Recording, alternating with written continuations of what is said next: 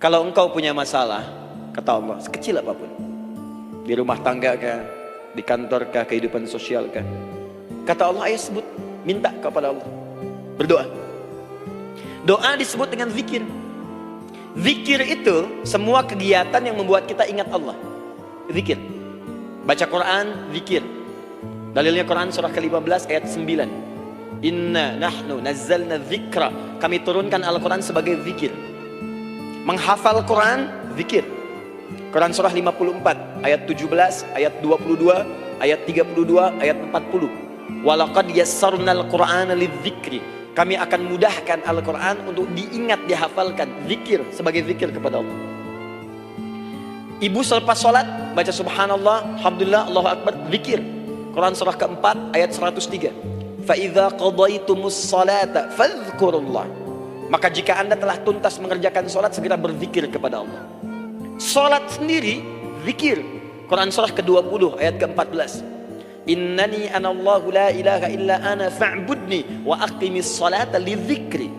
Saya Allah, kata Allah, tidak ada Tuhan selain saya, sembah saya. Bagaimana menyembah Allah? Tunaikan sholat sebagai zikir kepada Allah. Zikir.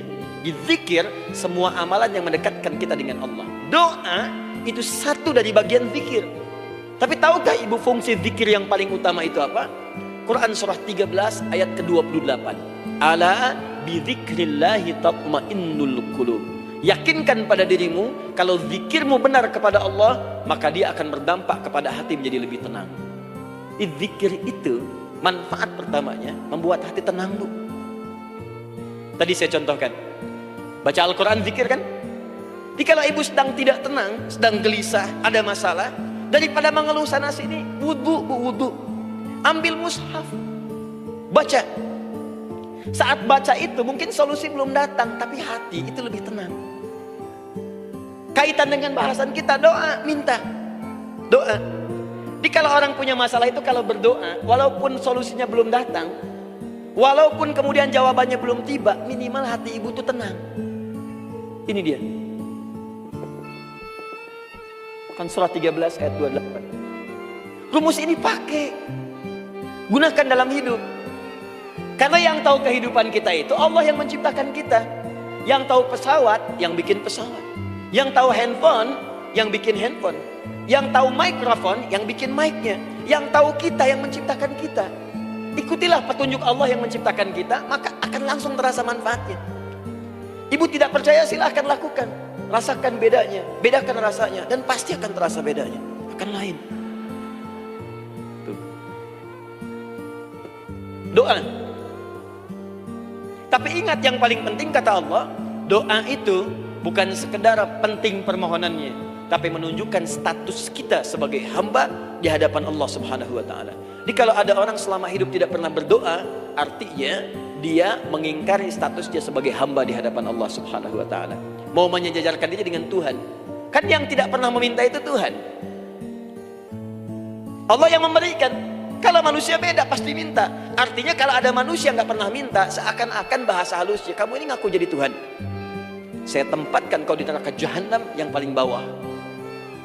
Jahanam itu, Bu, belum masuk saja sudah terasa. Terasa. Buka ibu Quran surah misalnya ke-40 Ghafir. Ya, ayat 45 sampai dengan 47-nya. Sebelumnya lagi, lihat Quran surah ke-8 ayat ke-50. Itu penghuni neraka, Bu, yang bukan jahanam, saja. Penghuni neraka itu kalau mau meninggal itu dipukulin dulu malaikat. Depan belakangnya. Ayo, kamu keluar. Lama amat keluarnya rohnya katanya. Takut karena nggak punya bekal. Kan maaf ya, kaidah mengatakan orang nggak punya bekal itu takut pulang, apalagi orang merasa salah. Anak ibu berbuat kesalahan, mau pulang takut kan? Takut. Jadi kalau ada anak takut pulang, salah dia. Salah. Kemana anak nggak pulang-pulang, pasti ada yang salah karena nggak berani pulang. Jangankan salah, nggak punya bekal saja, malu pulang. Lihat ibu waktu Ramadan usai mau mudik Idul Fitri, kan pada mudik kan? Kenapa mau mudik dan senang mudik? Karena punya bekal, Bu. Dikumpul-kumpulkan itu selama 11 bulan untuk 1 bulan saja. Itu pun paling berapa hari? Kumpulin. Terus telepon keluarga, insya Allah aku pulang hari ini. Wah, senang semuanya. Padahal mudiknya cuma pakai motor, Bu. Motornya bebek, bekalnya singa. Serius saya, motor bebek bekal singa, ada kardus belakangnya, tulisin, terus tambah pelepah pisang buat begini. Belakangnya ditulisin, aku pulang sayang. Jalan mudik. Terus yang di rumah kan senang nerimanya. Kenapa? Karena ada yang pulang dan bawa bekal. Saya pernah tanya pada seseorang, kenapa anda nggak mudik? Nggak ada bekal Ustaz, nggak ada bekal, malu pulang. Kebayang nggak saat pulang menghadap Allah nggak punya bekal? Malu pulang, apalagi punya banyak salah, jadi nggak mau keluar rohnya. Malaikatnya geram, dipukulin sama malaikat, pukul depannya, pukul depan. Kamu ini cepat keluar, cepat keluar, cepat keluar. Keluar, keluar, keluar, keluar, keluar. Malu pulang. Tapi kalau punya bekal enak. Dan yang nyambut langsung malaikat. Bahkan nanti ada satu amalan saat dikerjakan, itu orang ini sudah masuk surga, tapi semua malaikat di semua pintu surga yang 8 itu datang mengunjungi dia mengucapkan selamat. Itu ada di Quran surah 13 ayat 24. Salamun alaikum bima sabartum fa ni'ma uqbaddar. Selamat ya saat di dunia sabar mencari bekal, dan ini bekal terbaik yang kamu dapatkan, silahkan nikmati surga yang kamu rindukan itu. Ini nikmat-nikmatnya tempat yang pernah nanti kamu kunjungi. Dan tinggal abadi di situ. Yang nyambut malaikat. Bayangkan semua malaikat, Bu. Semua malaikat dari pintu surga datang nyambut dia. Wah, Masya Allah, malaikat Jibril, Israfil, malaikat maut. Maaf ya, dicabut kemarin. Biasa, selamat, selamat, selamat, selamat, selamat. Dunia aja kalau ada yang nyambut senang kan? Rumah dicat, datang sambut depan rumah, semua hidangan ada. Oh, Masya Allah. Bahkan yang tidak ada jadi ada. Luarnya kongguan, dalamnya rangginang gitu kan. Wah, muncul semua. Paham ya? Nah, jadi ini bagian pertama. Jadi kita katakan kenapa manusia mesti berdoa. Jawabannya karena manusia itu hamba. Dan doa itu adalah fitrah, bagian dari kehidupan. Kenapa manusia mesti berdoa?